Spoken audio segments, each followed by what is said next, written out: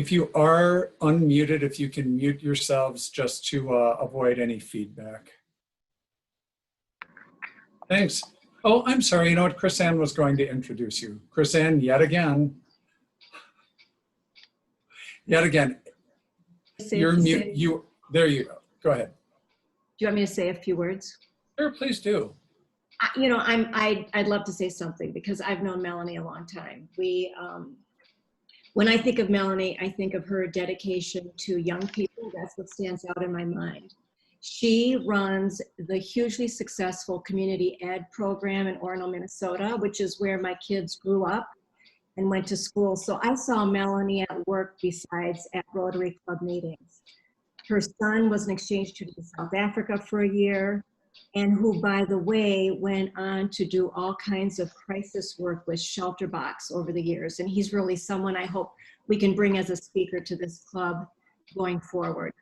And I also remember when her family hosted Sophia from the Faroe Islands. She was such a cutie. She was so fun to have. So Melanie and I have had many years together on the Youth Exchange Committee, both in Orono Rotary and then at the district level as well. So John, as you said, Melanie is the chair of the North Star Rotary Youth Exchange Program. This is a 2-year commitment. She just finished her first year. And sadly, it's been a little rocky. So she's here to tell us a little bit about the Rotary International decisions on going forward, what long-term exchange might look like, and how she sees North Star moving forward. So Melanie, we're really happy to have you here. Thank you so much. And you can take it away. Thank you.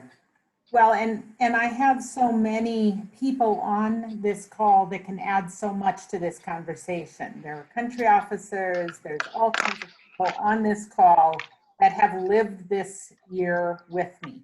So I encourage all of you to add or contribute or to help in the question and answer period, because this has been quite a year. And Becca Fleck is our new administrative assistant for North Star. She's also on the call. So if I can't answer the question, somebody can. But I'm just really very pleased to be here today, to be among people who love youth and love youth exchange. So I think with that, I'll kind of get started, and hopefully if I'm hitting your time limit, John, give me a 5-minute update or a kind of a heads up so I don't talk too long. So first, welcome to all the cultural enthusiasts that are in this club and have joined us or have joined this meeting today to hear about youth exchange. I really do want to start with, where does passion for youth exchange come from? And I think we all have our why. Why do we care? Why have we been involved? For me, there's lots of reasons. So the first one, my son Eric, off to South Africa, if you can imagine, in 2004, 2005. I was not a Rotarian. I knew nothing about youth exchange at that time. And Eric really brought me into that world. And as Chris Ann said, he's gone on to do amazing things. He's currently the development director for Translators Without Borders. So he works internationally in some of the most difficult areas of the world, and they're gearing up now for COVID response across the developing world, in refugee camps, in very challenging places. So he's gone on to do amazing things. And I think that's what youth exchange does, is it opens doors and it opens hearts to the world. And Eric was the first that brought my exposure. Sophia gave me the chance to be the mom of a girl. How wonderful. I have 3 sons. And so I will always think so fondly of being a host parent and being able to go shopping for a prom dress and things that I would never have done with my boys. The next young lady on the slide is Callie. She's my niece. And she had a dream to go abroad, didn't even know what she could do. Did a short term with our district when she was living with us one summer, and then now is returning from Taiwan on Saturday. So she has been an outbound from California this year. And so we've connected through the entire exchange. So even youth are my passion. I'm an educator at heart. I believe in the just the giving young people every opportunity. The last picture is my adopted family in El Salvador. So beyond Rotary, I really am passionate about world issues, and I'm a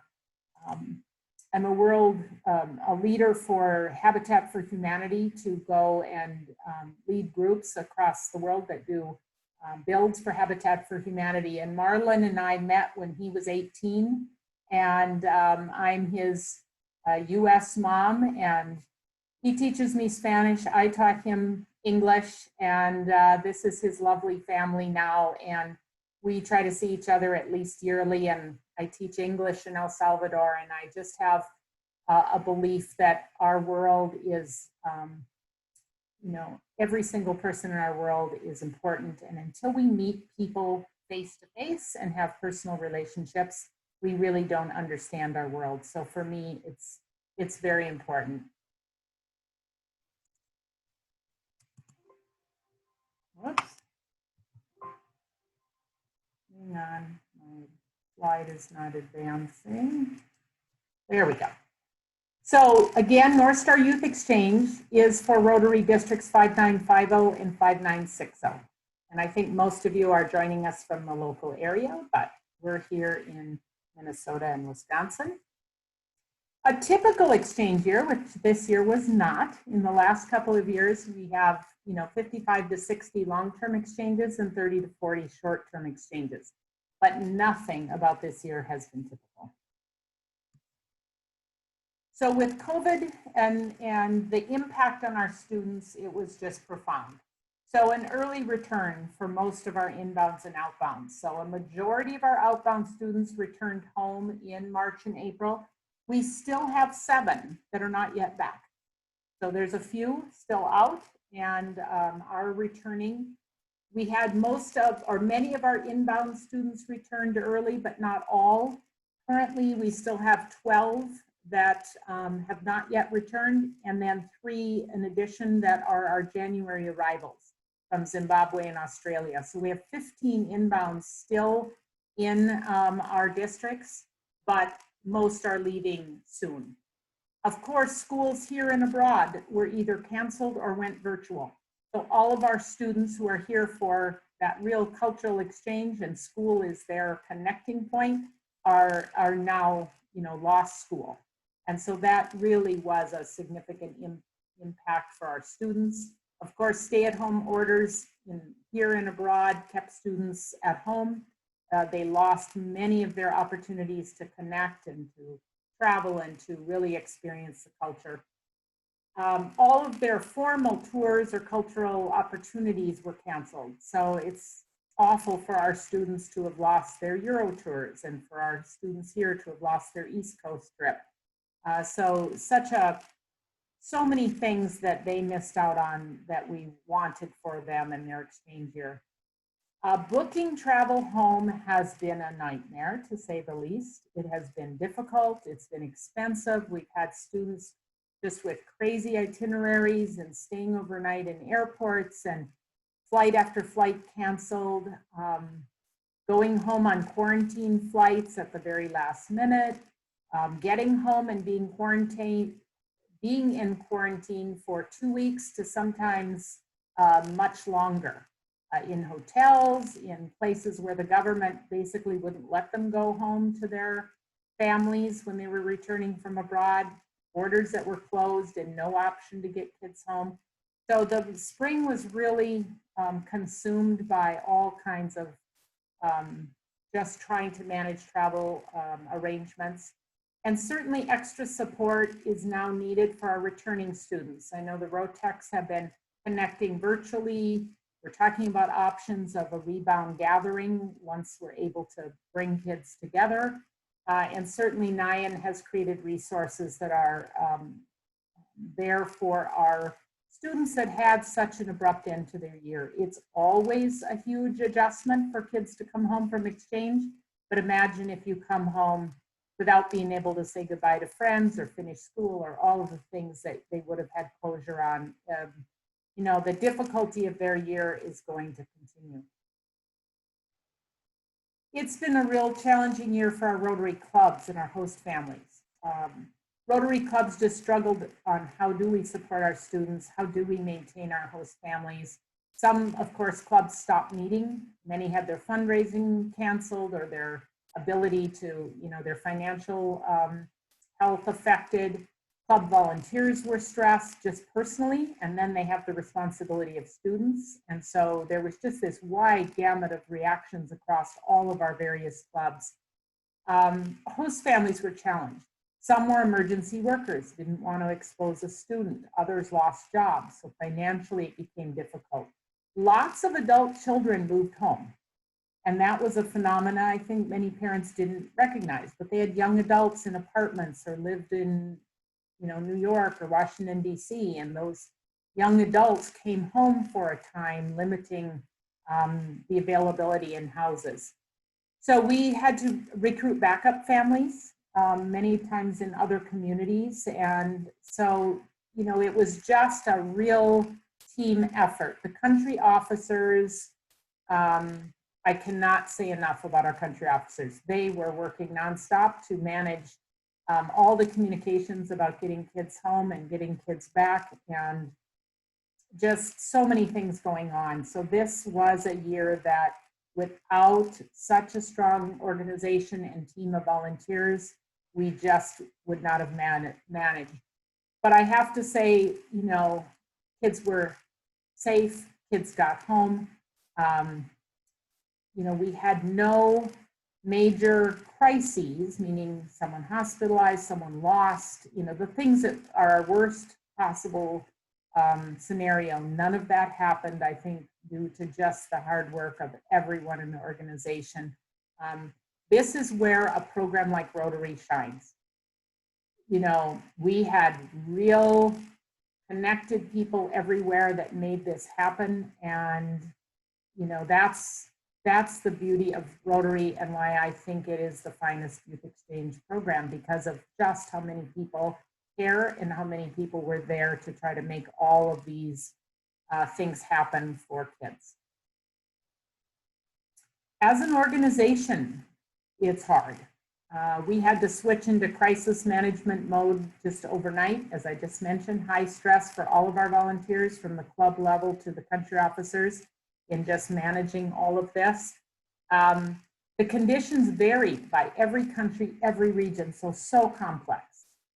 There was not a one-size-fits-all decision that could be made. It was so individualized, and even within a country, it would be different for one student versus the other, depending on what district they were in or the restrictions in their particular part of the country. Decision was made fairly early, and this was something that I recommended to our board, that because of how complex, because of how many different countries our students were in, and the conditions were, lots of COVID and lots of worry and risk, and others it was very safe or very contained, that we did not make a program-wide cancellation decision. There were districts in some countries that just said every single student is going home and coming back, regardless of where they're at. We did not do that just out of really deference to the individual students. And for some, it was safe to stay. They had a good hosting situation. They could finish their year. And for other kids, it was not advisable to stay. So that was a more difficult road. It would have been easier to just bring everyone home and send everyone back. But we chose to try to do the best for each student. Supporting them, as I said, to get home has become the focus of the organization, and that has had a huge financial impact. We did not, some districts across the world did, but we did not charge those extra costs to the students. North Star paid all of the change fees, the new tickets, the costs right up until just the very end. We did ask parents that were staying even beyond our recommended timeline, that they're sharing a little bit of that cost, but it's been a lot of extra cost.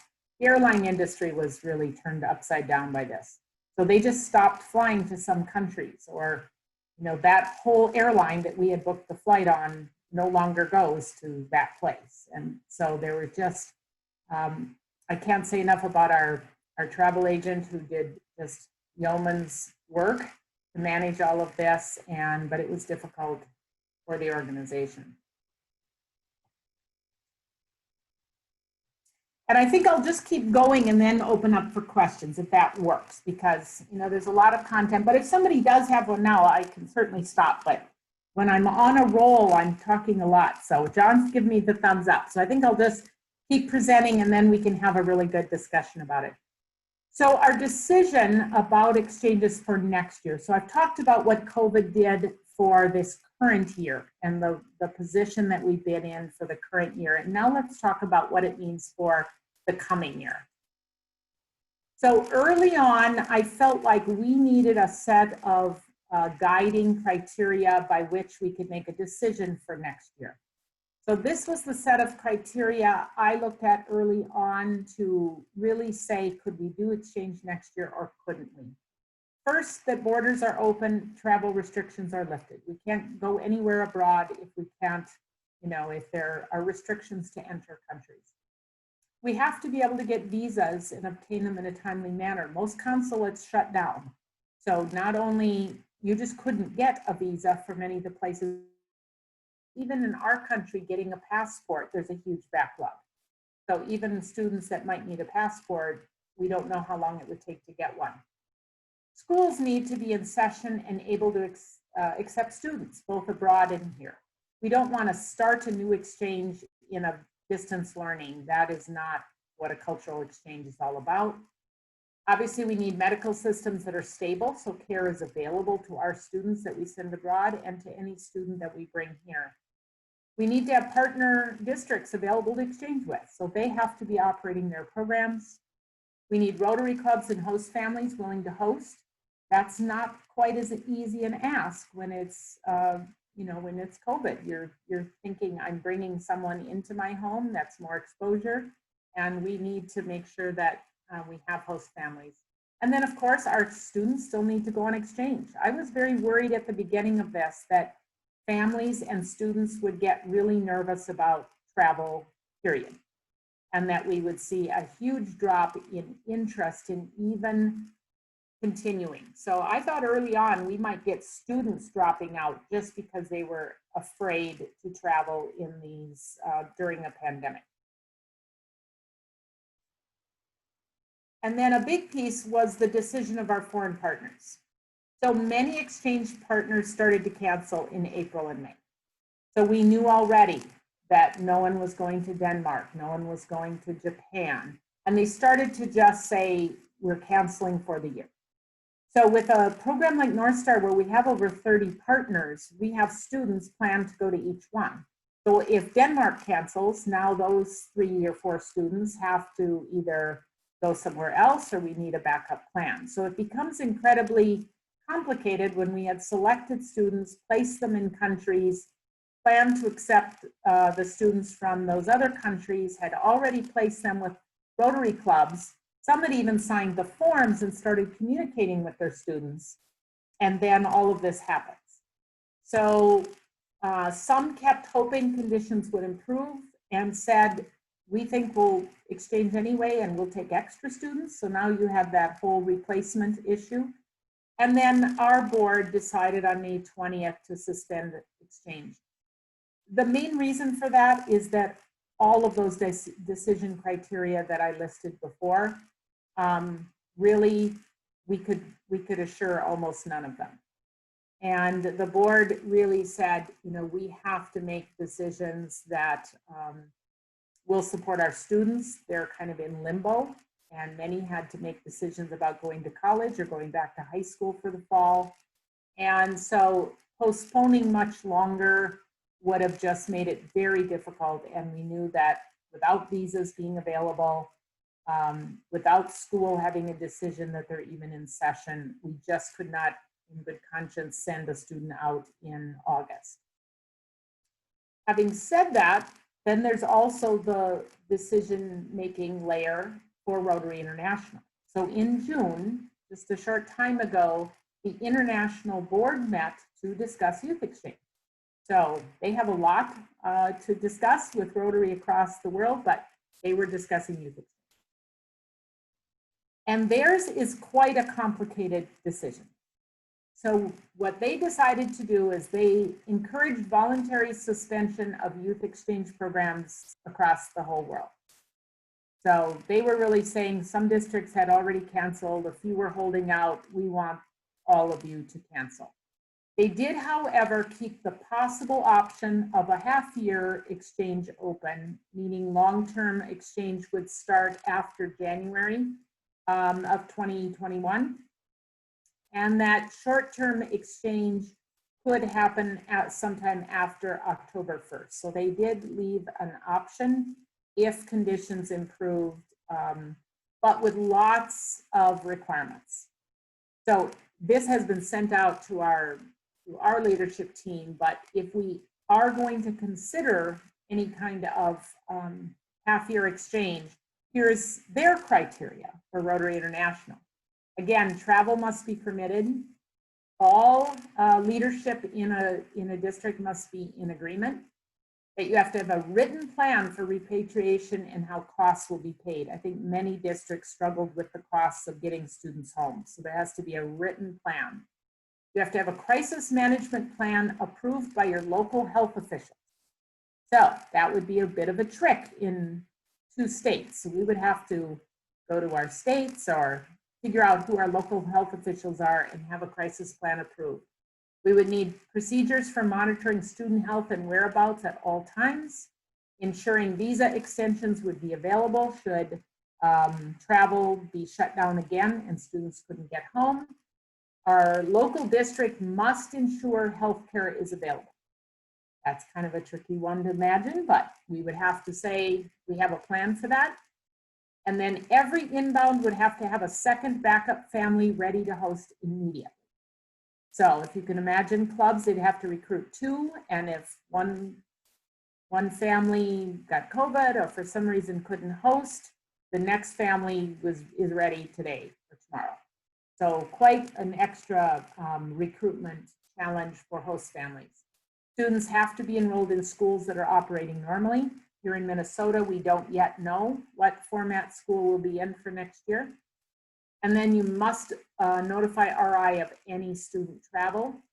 And then failure to follow all of the above could result in programs losing their certification to be in youth exchange.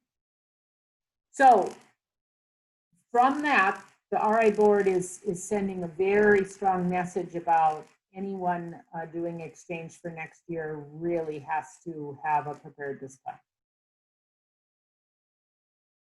And this is, like I said, just came out in June when the RI board met.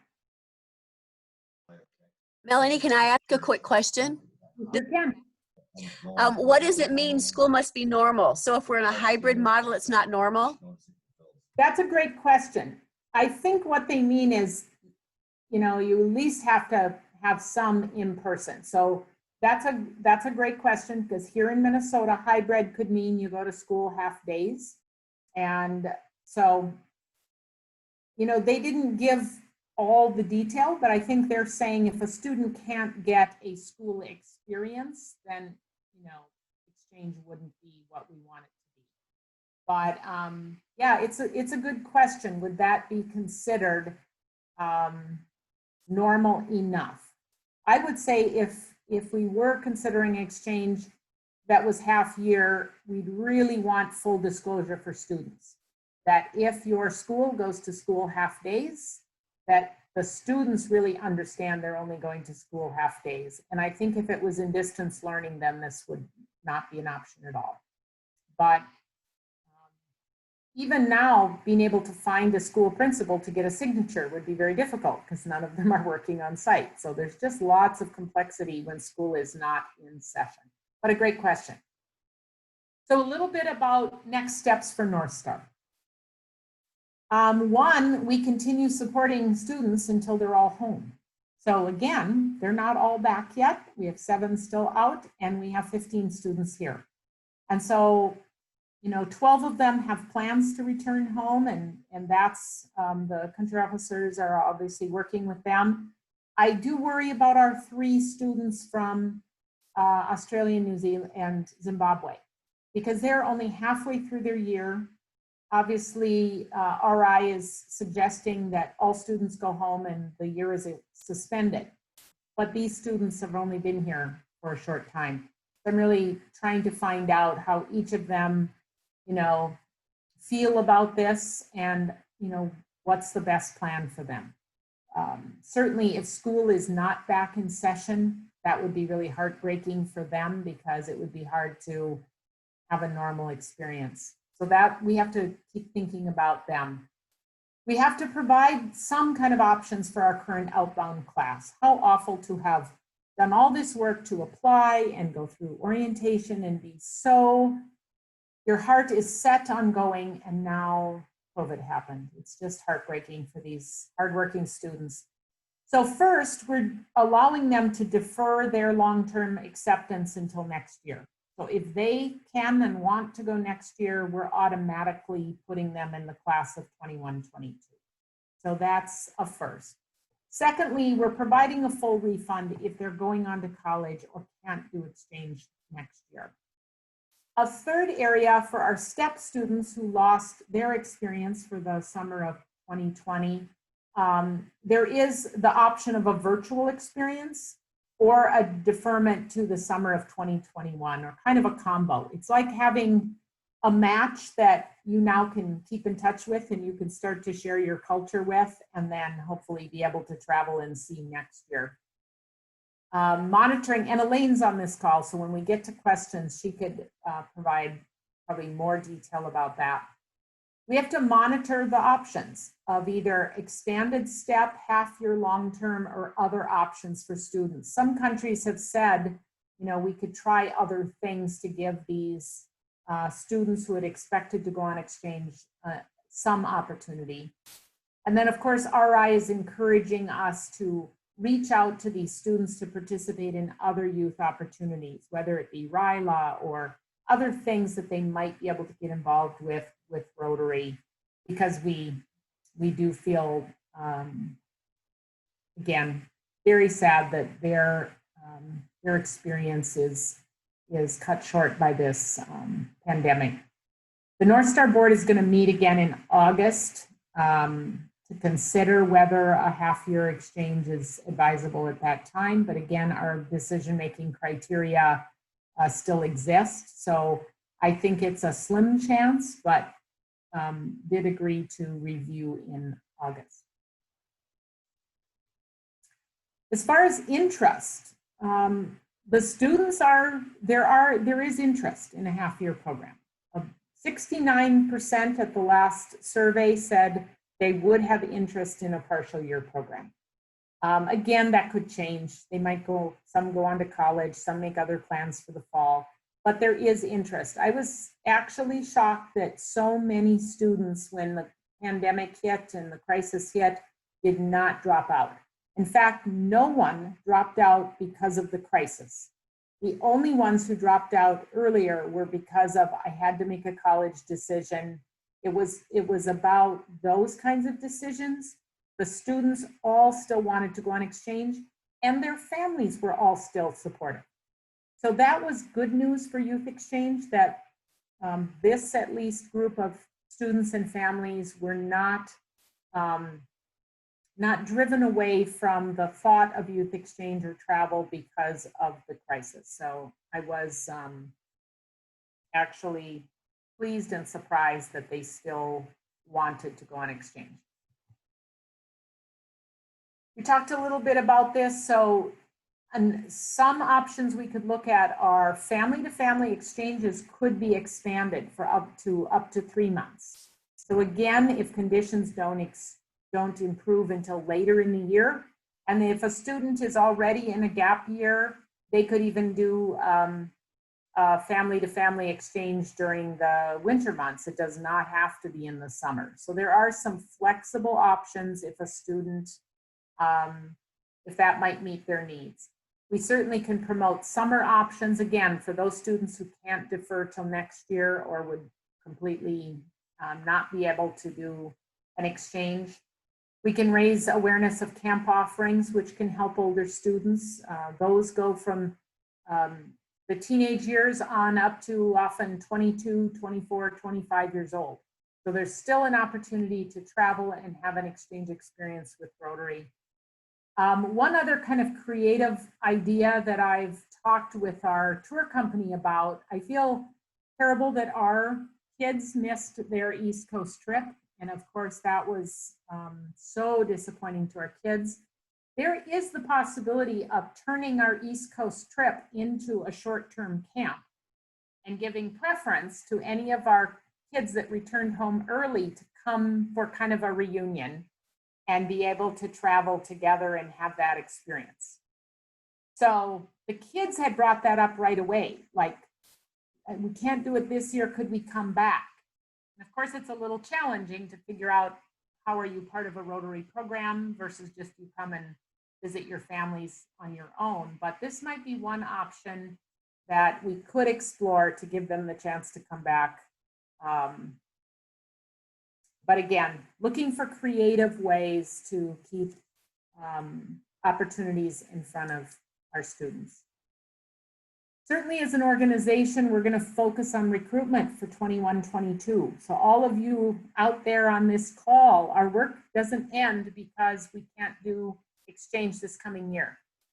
Starting now, we need to be really sharing our message and recruiting students for the 21-22 year. We'll have orientations to do next year. We'll have a country fair to do next year without inbounds here.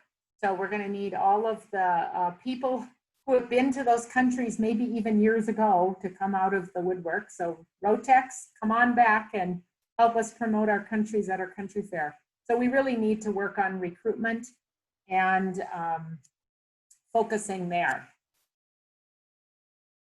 Certainly from an organizational standpoint, we have, we can turn our attention to making our organization stronger. So marketing and social media efforts, we need to get directly to kids. Kids do not, come to a Rotary meeting and hear about youth exchange. They hear about it through their friends. They hear about it on social media. They hear about it in ways in which many adults are not present. So we need to go where the students are. We need to share messages. We need to have other students share messages and really make sure that youth understand that youth exchange is out there and is a possibility for them. We also have to really work on getting more visibility for host families. We have to think about how we help clubs and help communities source host families. And a lot of that is awareness. We need to make sure that families that don't know anyone in Rotary, don't have a connection, have heard that I could be a host family. And that's something that, there are many families that want a cultural engagement for themselves and their own families. And so they might want to host, but no one has asked them. So we need to find new ways that we get the word out. Certainly spend time strengthening and improving our program. That's, this is a year when we'll have less activities, maybe a little more time we can focus on making our programs better. Certainly our volunteer support and training, we can spend more time in training, more time lifting up our volunteers. Really presenting to Rotary clubs. Big thanks to Emma for getting out and talking about Rotex with clubs, but with Zoom, this is almost the perfect opportunity to have lots of youth exchange presentations and get to all the Rotary clubs in our 2 districts to make sure that we're talking about youth exchange. We have to develop more marketing materials and provide things in schools that kids can have.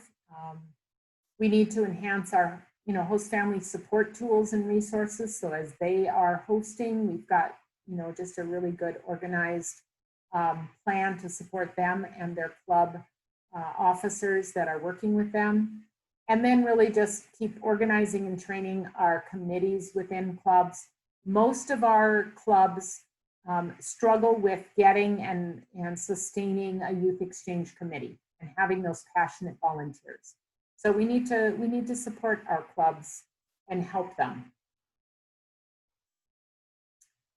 So my last thing is really kind of a call to action and support for all of you cultural enthusiasts and all the people that you know who are. Really never has our world needed peace more. And so when we look at both things with COVID and just the level of activism right now to have a more peaceful and just world, we need things like youth exchange more than we've ever needed it. So we must emerge from this stronger. We can't let COVID damage our programs. We have to come out the other side with a stronger program. So a few things that all of you on this call can do. Certainly keep sharing your story. Many of you were exchange students or have hosted or have worked with your programs in your local clubs. The more you talk to others, the more cultural enthusiasm you're going to generate, and you're going to find other people to build the ranks of people who care about young people and care about exchanges. We have to help clubs. Clubs are the bedrock of, they have to sign up to host our students. They have to be out there promoting the program. And so I'm really encouraging clubs not only to have Rotarians on their committee, but to have friends of Rotary on their committee. So for example, some of you may live in a community and you're not a Rotarian in that club, but maybe you'd be willing to be on their youth exchange committee. So I'm just encouraging those of you with passion for youth exchange, be a friend of a local Rotary Club and help them with their program. Because when they have people that are passionate in their club, they want to do it.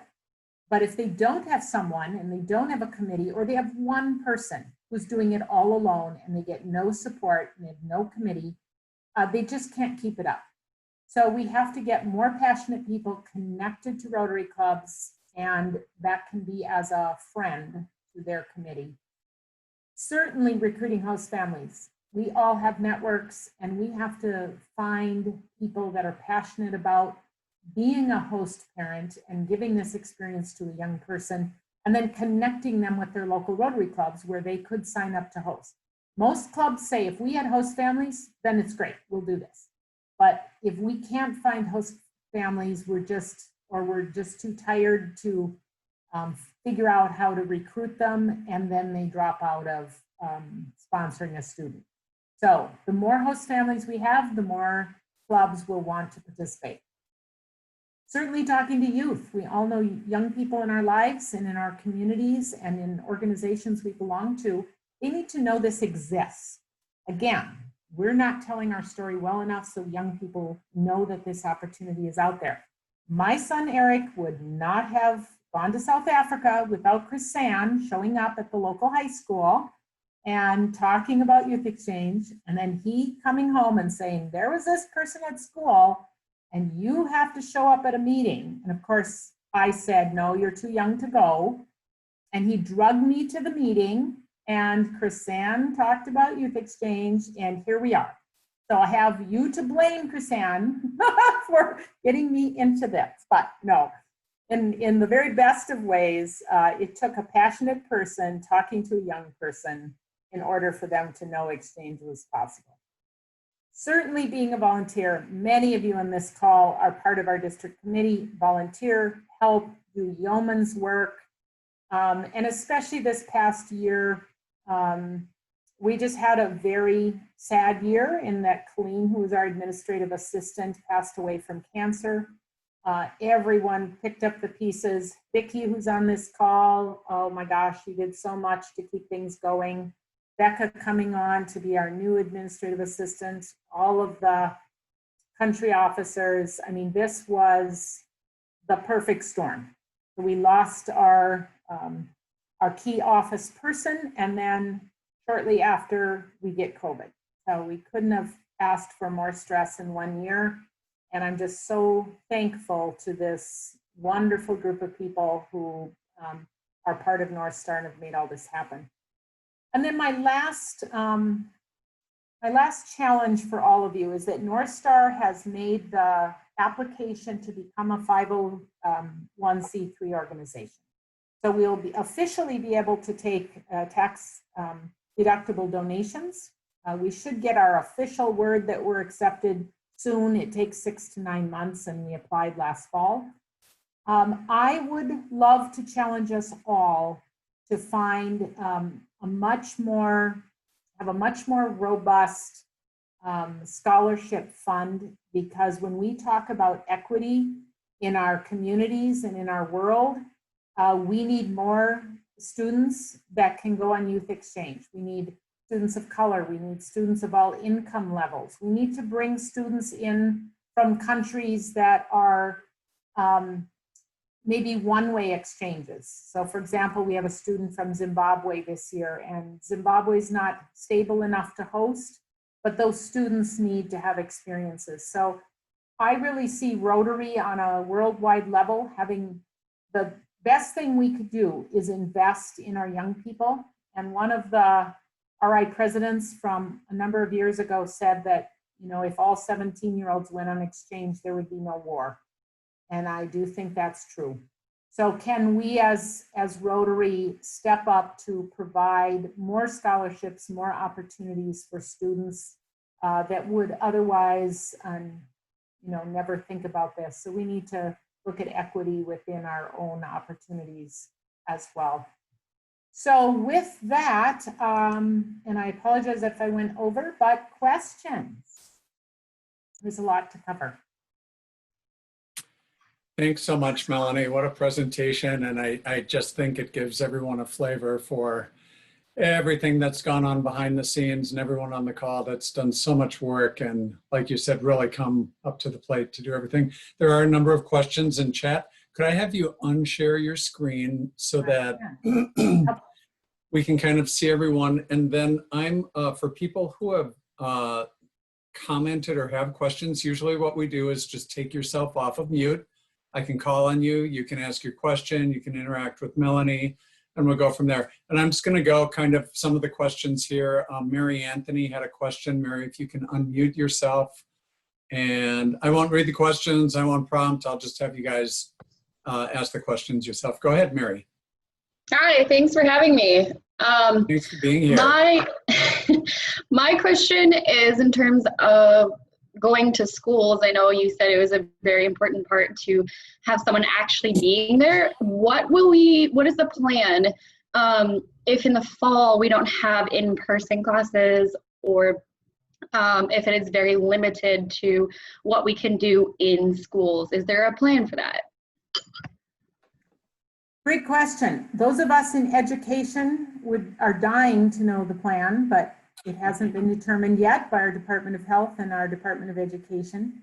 So it is possible that distance learning could happen in the fall. It is possible there could be a hybrid, which means part distance learning and part in person. I suppose it is possible there could be regular in-person classes. I think most of us feel like that's not real likely in the fall, just given the risk of COVID coming back, but we really don't know. And so for right now, since we will not have inbounds in August, September, the 3 that are most affected are our 3 kids that are here, 2 from Australia and 1 from Zimbabwe. And we really need to keep in conversation with them. You know, I have been in conversation with some of them, and you know, they're debating, do we stay, do we not? And they want to know too if school's in person. So it's a great question, Mary, but we don't have answers right now. But we do know, since we won't have students going in or out in August, September, for North Star, it's our 3 January arrivals that are most affected.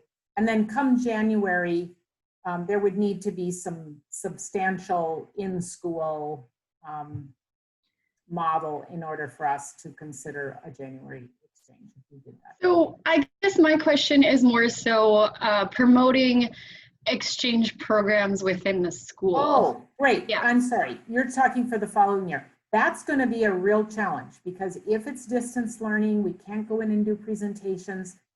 That's why we're going to really have to turn our attention to social media, to formats where students are. So we're going to really need everyone's creative thinking. I've really tasked Becca with coming up with some plans. How are we going to really push our marketing out via social media? Because students may not be in person to even hear about it. So we have to use all other possibilities. But great question. Thanks so much, Mary. Lynn Keeler?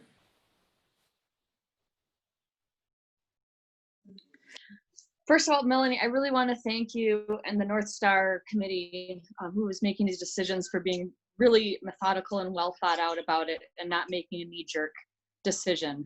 It ended up that it was the difficult decision to make in the end, but I really appreciate the fact that you had solid criteria and that you gave the situation time to do what it needed to do. So I appreciate that. Secondly, I have kind of a twofold question. First, would it be a possibility for a student, if a January departure could take place, and particularly if they're going to a Southern Hemisphere country, if they could still complete a whole year? And then my other question is, and this came up in a different conversation at one of these club meetings, but could there be a consideration for maybe some sort of domestic type of an exchange within our country? We do have a very diverse country, and there could be some merit to doing something like that too. Thank you. Yeah, thanks, Lynn. Those are both great questions. I would say in terms of a possible full year, depending on where you went, I think it's possible. Districts around the world have talked about a variety of options, from raising their age limits to allow kids more time to go on exchange, to the possibility that some might still be able to do a year. So I think any of that is possible. I think the people that run exchange programs around the world are trying to be as flexible as they can, but no one can really go very far in actual planning when you can't get a visa and flights are still closed down. And so I think the hope that some of that could happen is out there. And if conditions start to improve, I think there are some districts that would certainly consider it. I think from North Star's board perspective, they wanted to be really careful not to kind of dangle a possibility for this class, the 2021 class, if it was kind of a slim chance, because they felt like then it's just like doubly disappointing the students if we said, well, you can't go in August, but maybe October or maybe November. It just felt like then the students were just left hanging. So the board felt it better, given that none of our criteria could be satisfied, that we cancel. But then we relook in August to say, if there is some possibility, we would notify students later. So we didn't keep their money, we returned their funds, we let them go on with planning, but if there is an option, they could be the first to call. I think your question about a domestic exchange is a fascinating one. So again, as an educator, and with the current situation about really trying to have more understanding among people in our own country, I think it would be fascinating. In fact, I was thinking today of calling a friend who's in Atlanta to say, wouldn't it be interesting to have a South and a North option, and would it ever work? So there's been no formal discussions, but I have heard a couple of people just say, I wonder, could something be possible? So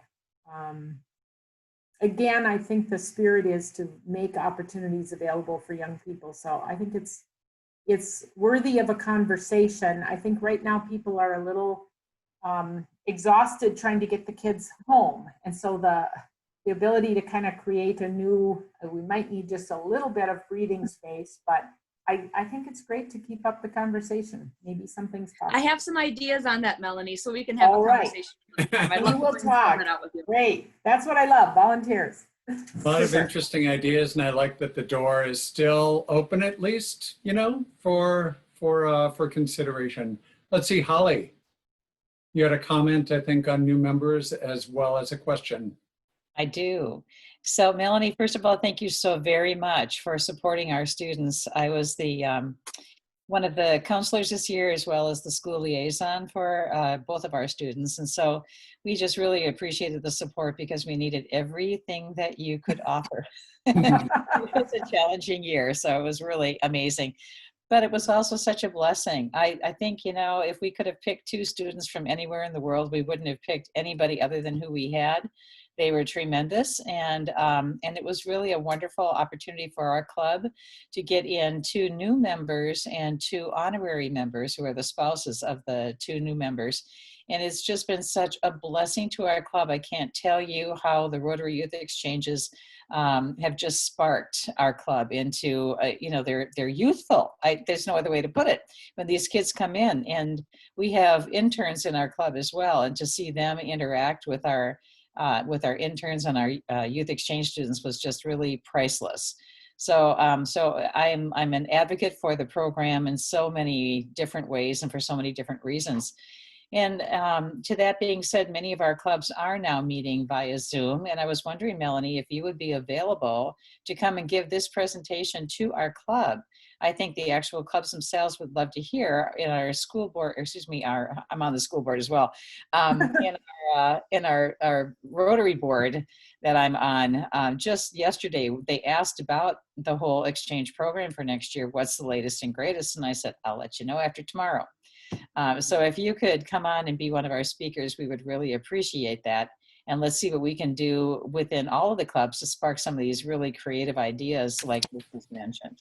So thank you, Melanie.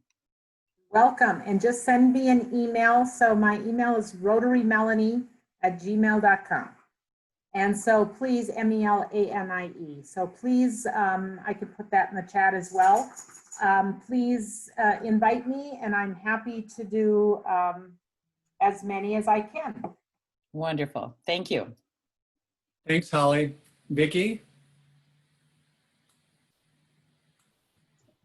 And I apologize. I can't, apparently some people have hands raised through the Zoom interface, and for whatever reason, I'm not seeing those. So if you'll throw on the text. I just wanted to say thank you, Melanie. I just appreciate your willingness to be flexible and moldable and move with the times here. I think that's just great leadership. So I wanted to say thank you for that. Also, while you were talking, I just made on the hub the application, long-term application live. So oh, exciting. Right now. So anyway, there's the update. Fantastic. Thank you. Vicki is one of our amazing hub masters. And, you know, there are so many people behind the scenes that make this organization work. And thank you, Vicki. We couldn't do all of these things without those experienced people that know how to make everything work. So happy to do so. Thanks, Vicki. Question from Linda Mulhern.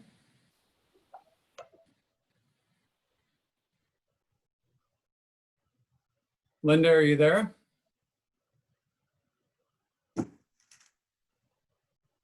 John, this is Ed. Linda doesn't have a working mic. Oh, she doesn't. Okay, sounds good. So let's see, I'm looking for her questions here, which I can repeat. Does anyone, if someone has a question for Melanie, please unmute yourself and go ahead. I have a question actually. So I'm curious what your thoughts are with social media and promoting the program to students. What specific ideas you have to really utilize social media, because it is such an important tool in today's world. And of course, it's important to use it, but it's also important to use it well. So what your ideas are surrounding that. what I would say is I'm not your expert. So I think that all of you younger members of our team are the experts. I very much appreciate Becca coming on board as our executive assistant for North Star. I am the first to admit I'm a terrible social media expert, and I always believe in listening to young people. So you don't want to hear how I would use it, because it would be all wrong and I wouldn't get to any of the kids. We need to have young people say and really share their stories. I mean, they want to hear from other young people. We started at our second orientation to collect video, people talking about their exchange on video, and we were all set up and we started to record them. And then of course we were going to finish at our third orientation and it had to be canceled. But we have to capture we have to capture the voices of our young people and then share that out to other young people so that we are able to let them know that these opportunities exist. And again, we have to ask young people where they are. What platforms are they using? They change all the time. And we have to just make them aware that youth exchange opportunities exist. And until we do that, they won't dig any deeper and they won't talk to someone who's actually done it. So I would say I want to hear your ideas, Emma, and all the people of the younger generation of how we do that well. So do you have ideas?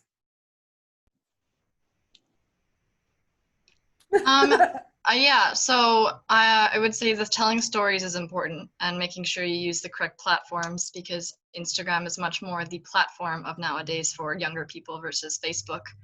But really giving students, being very explicit about sort of the opportunities and benefits of the program, because I don't think just looking at our website, students are easily able to tell that, oh, maybe I can get high school credit, or I play hockey here in Minnesota and I could play that on exchange. I hadn't thought about that. And actually sharing those stories with students, because they just don't know it. And they're not going to start that conversation unless you tell them these things, because they'll just assume the wrong way. So being explicit and sharing as much information as possible from using stories of students. I think that's great. And we have to do a lot of work on our website. We have to do a lot of work on all of our marketing. And again, this was a year where we were in managing crisis mode, and we certainly didn't have the ability to kind of catch up on all the rest. And that's what we should take this year to do. Now that we have some time to focus, we have to spend that on marketing and making sure that we're telling our story. Great suggestion. Thanks so much, Emma. And just to say, Emma is the Rotex president this current year. So thanks for those questions. So Linda Mulhern, I believe she's St. Paul Club. She was Rotex too. I'm going to say Sweden, but I don't think I'm right. Am I right? Thumbs up. That's right. That's right.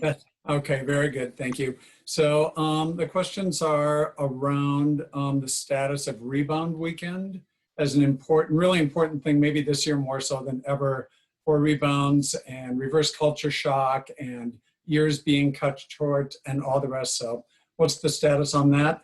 And then her second question is looking forward to, you're done with year number 1, looking forward to year number 2 and a transition plan for new leadership in North Star, if you have any thoughts on that. So for Rebound Weekend, so with this year having all of the costs of getting kids home, and certainly we had to refund all of the fees that we had collected, which is normally what our budget is based on. It does put us in quite the budget hole for the coming year. We'll survive, but it's going to be a really tight year. So we did vote at the board to that it's still important to have a rebound experience. We have less funds for it, but really have allocated funds, and I've let Lisa know that. One of the challenges will be we have to figure out how to do it and do it within the health guidelines, which isn't ideal for how you'd normally do a rebound experience. So we have to look at our group size, we have to look at social distancing, and we have to look at where can we offer it that will be safe. So we do have the ability to do a rebound experience. It will probably be a one-day experience, ideally in a park or a place where we can be outdoors or have a shelter, but not